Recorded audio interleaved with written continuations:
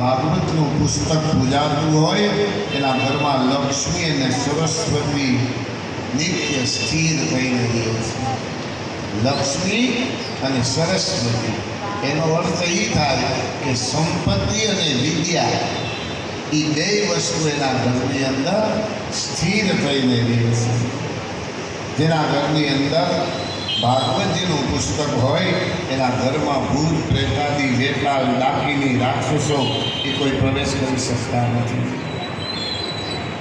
ભાગવતજીનો સ્પર્શ કરી અને ભાગવતને સાંભળે એનો ગમે એવો ઉષ્ણ જ્વર હોય તાવ હોય એ પણ મટી જાય.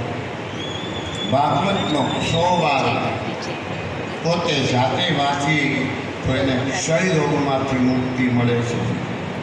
જે મનુષ્ય સંધ્યાકાળે એક કથા રોજ વાંચે તો એ જ્ઞાનવાન બને છે અને ઘરમાં હંમેશને માટે શાંતિ મળે છે.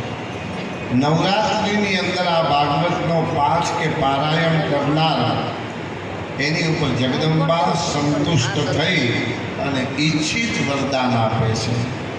આશ્વિન, માઘ, ચૈત્ર અને આષાઢ આ ચારેય નવરાત્રમાં વૈષ્ણવો લક્ષ્મીને પ્રસન્ન કરવા માટે, શૈવો પાર્વતીને પ્રસન્ન કરવા માટે, ગણપતિના ઉપાસકો સિદ્ધિ બુદ્ધિ